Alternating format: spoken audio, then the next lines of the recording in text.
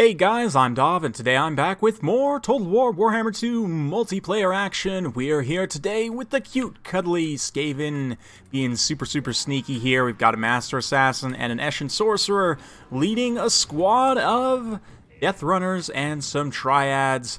Got the Extras Triads and some Vixtran's Death Squad as well. We're up against the Dwarves here. We have deployed in a defensive position way over here, way away from this, I believe this is a Warpstone mine, so we're definitely coming to raid some goods there. Got some Poison Wind Mortars and the Natty Boobo's Sharpshooters, along with a couple of Night Runners, 3 of them Shuriken variety, and some Clan Rats with 1 Storm Vermin, Sword, and Shield to give us a single elite choice. And my opponent here, he's got 2 cannons in a bit of a defensive position here. He's got miners, Norgremlings, Ironbreakers to act as kind of an elite, and then hidden in the woods here, he's got some cleanup units, Hammerers, Grumbling Guard, Runesmith, Giant Slayers, Gotrek, and I believe, yep, Grombrindal as well. So this build to me screams, I don't like Flayers and I want them to die, because he's sitting in the forest here, he's got Gotrek plus the Giant Slayers especially will tear apart Flayers pretty quick. He's also got some Rangers with great weapons here, probably on a secret mission to go take out some artillery. Thankfully for me on this map here, this mountain kind of blocks their pathing.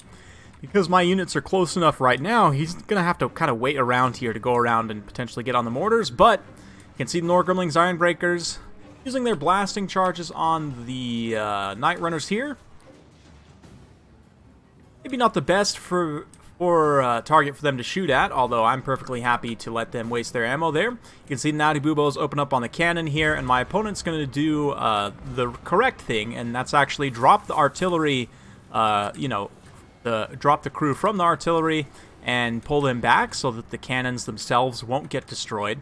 That being said, all of this stuff over here is hidden, right? We've got concealment bombs popped on all of these Clan ESHIN units making their way over to the side here, so my opponent has no idea what's going on, and all of a sudden, this Master Assassin's going to run in here, and the Weeping Blade is so strong against these Norgremlings, Ironbreakers. They're down to just 62 armor after that Weeping Blade debuff there, so if these Clan Rats do manage to get any hits whatsoever, they will actually do some damage.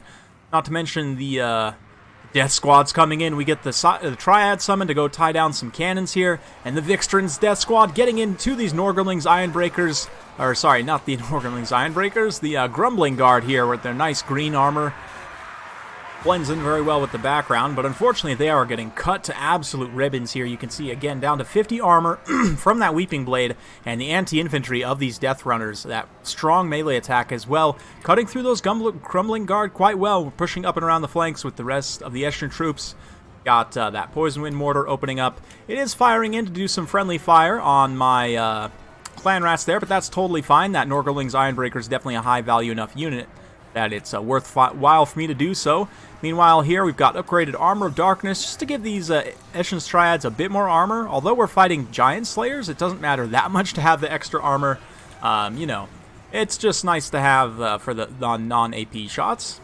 And I didn't really have too much else to spend my magic on at the moment here. You can see I actually do make a bit of a mistake. Grombrindal's able to catch the Master Assassin with a smoke bomb, actually do quite a bit of damage to him. The ESHIN Sorcerer trying to throw some ninja stars over here, but yeah, it actually spell did not go off, unfortunately. So the Norgremlings Ironbreakers have managed to hold the line and deal with those Death Runners, but they've taken quite a bit of damage in the meantime. Excuse me, guys. And, Grombrindal is getting pretty low. That Looming Dread bringing down his missile resistance and his speed, so he's kind of stuck in this pocket, getting shot from multiple angles here. We're going to get the shooting stars there to do a bit more damage, and yeah, he gets missile sniped super hard. The Death Runners and the Death Squad moving in, cleaning up the Grumbling Guard. They were managed to hold out for some time. Of course, the Giant Slayers being unbreakable, they'll hold out to the bitter end, but they are fighting against some pretty elite units, and they pretty much have no prayer of winning here. Storm Vermin have taken no damage whatsoever, so it's, a little bit one-sided. I've been using these 2 Clan Rats to kind of keep these Rangers with great weapons zoned out from being able to get onto my mortars here. And mortars, let's see, I haven't gotten any kills yet, but they have been doing some consistent HP damage against some of these dwarf targets. Because the the effect from the mortars does magic damage, I don't know that that's necessarily an ideal pick against the dwarves, but I was pretty comfortable with this kind of ESHIN squad here, and especially throwing that that dot on your own expensive units, like these Ixchia's Triads here, not the best, but I'm pretty far ahead at this point in terms of the balance of power. I'm pretty comfortable playing a bit risky like that. Of course, if you're in campaign, you wouldn't want to do that, but Gotrek, I want to try and be in melee with him as little as possible, so I'm going to just use my missile tools to try and shoot him down, since there's not a whole lot of melee units to clean up. Clan Rats get back here, finish off those cannon crews pretty easily, and yeah, bit of a rough time for the dwarves. Yeah, I think my opponent's build was a little too skewed into elite units. He definitely didn't have a wide enough build to deal with Skaven. I definitely see what he was going for as well, you know, using the forest to your advantage, trying to counter the flayers and the doom wheels, right? And he also made the correct decision against the natty buboes. This build was just a little bit small for what I brought here. And likewise, the Death Runners and the Ixchia's Triads, or the ESHIN Triads, of course, including the Regiments of Renown, going to get a full surround in here on the Norgrimling's Ironbreakers. So how about that? Those Giselle shots coming up over the little knoll there. That's a cool shot to finish. And you got that one Skaven, like, standing on top of the hill, stabbing down. Oh, yeah. Very, very cool stuff. Meanwhile, the Runesmith's getting dragged down. Gotrek, of course, doesn't have any armor, but does have pretty good health and very good melee stats. Gonna come in here and wreck some of these storm vermin. We had some kind of effect go off there. Looks like more Armor of Darkness. Will help somewhat against the Rune Lord. Man, those storm vermin in there, up to 150 armor with that Armor of Darkness. That is really, really solid. And the Norgrimling's Ironbreakers, their backs against this little hill here, are continuing to hold out in very cinematic fashion. But unfortunately, it's getting a little close to army losses. They are going to shatter there, and that will just leave Gotrek to meet his end here at the hands of this sneaky Skaven horde in the dark of the night near this Warpstone mine. Oh yeah, just getting all the missiles to the face. You can see even the Master Assassin there throwing his stars. So, let's play to my opponent. Like I said, I see what he was going for there. I think this build was just not quite well balanced enough. Gotrek does get a healing proc there, and since it's basically over, we're just going to fast forward through the end as he just gets guided and shot here by my Skaven. Finally, I bring in some Clan Rats, and yep, Master Assassin's going to come in and get killed by Gotrek. God, a little too brave there, but hey, let's just say that he was getting a little ambitious, and Snitch was not overly comfortable with him, so that's fine. And we managed to pull out the win there, and this is what I'm talking about. You can see here it's, I mean, what, 11 units? That's really too small to go up against Skaven. You really need the ability to cut through lots of chaff, and likewise, you need to have numbers of your own. So, I mean, I see a few things here that I like, but we'll kind of talk about that more in just a minute. For myself, you know, Triads you wouldn't think necessarily would be good here, but I think, yeah, I wouldn't necessarily bring the regular Triads again. It is nice to have some extra numbers in that little squad, but the anti-large, obviously, not going to be overly useful here.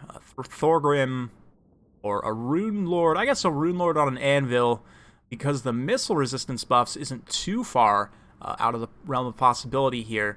And yeah, he might be a good target for the ESHIN Triads. But other than that, I think you could probably leave them at home. And since there's only the one target there, the summon from the Ixchia's Triads, I think, by itself is worth taking them. Plus, they have Weeping Blade and good AP.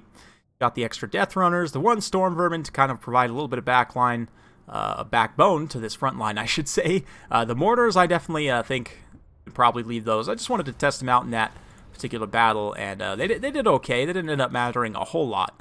But I do think they're not going to be quite as effective against the Dwarves. I don't know, if you have a really tight Dwarf box with a lot more numbers of infantry, then I think this is going to be more worth it. But against a kind of a smaller elite build like that, not so much. But for the Dwarf side, this is an interesting matchup. It's probably the hardest matchup, I would say, for the Dwarves right now. Grombrindal's Smoke Bomb does give you, or Flash Bomb rather, does give you some good utility. He's a little bit expensive, but that Discouraged can potentially be good as well from the Rune Axe of GROMBRINDAL to be able to route some units off. But I don't know that it's necessarily... I mean, it is a pretty significant armor-piercing buff as well, so I might consider taking that. But let's leave it off for the time being. We're just going to have Flash Bomb and Foe Seeker. The extra speed, even then, I don't know, Foe Seeker, yeah, we'll see. The Runesmith for the Rune of Wrath and Ruin is pretty solid, and I might also take Rune of Negation if I have points. But Norgrumbling's Ironbreaker is pretty solid here. And if you want to go for more defensive build, I think cannons, you only really want one, probably. And you need to play forward from it. You don't necessarily want to play back like that. Specifically now, because the Clan ESHIN units are a pretty big danger, I might opt for the the Peak Gate Guard rather than the Grumbling Guard. They are very expensive and going to be very vulnerable, but they're good stats, plus that magic damage in particular, with the high weapon damage, means that they will tear apart Clan ESHIN units like they are made of Skaven butter. So, if we have a look here, of course, Skaven... all the Clan ESHIN units have low model count. Well, the Death Runners and the Triads have low model count and low armor, of course, right? They have low HP as well. They rely mostly on this 30% physical resistance, right? The Vixtrin's Death Squad, they do get a bit of extra melee defense, plus everything else. They are very solid.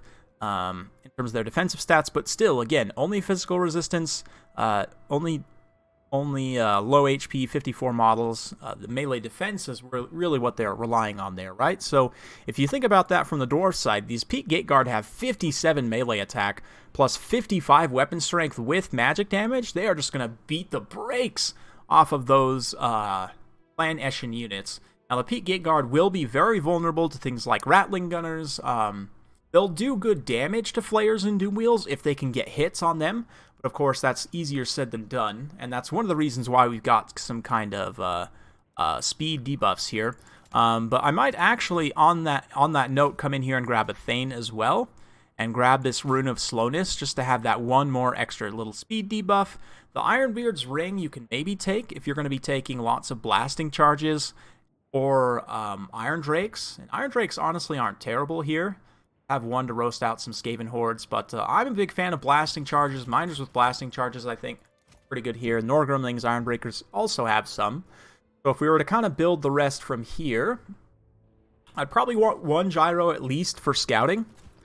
And if we make it a brimstone gun, it'll do some pretty good armor-piercing damage to something like, Doomwheel, even like a Hell Pit, of course, for that fire damage. Hell Pits aren't super common here, but having the one unit for scouting is nice, and you just have to be careful. Watch for those natty boobos, and if you see those missiles pop up, just be aware of that and try and stay out of range if you can. These things will get sniped out by them, but at least having the one for scouting and potentially chasing routing units late game. And then from here, we definitely want just some ranged units of some kind. Probably come in here and grab 3 Quarrelers. Maybe we even grab Rangers instead because they have stock. Something like that, and then we come in and just grab some Dwarf Warriors. I could probably fine-tune this a little bit better. I'm certainly not an expert on Dwarves by any means, but like we could come in here and maybe grab the Ekron's Miners, because they have better stats, and they actually have extra blasting charges. They have 2 more volleys, so they can get a bit of extra DPS. Something like this might be pretty solid. You could opt to drop the Thane if you really don't want to go for the fire synergy here, if you don't care about that too much.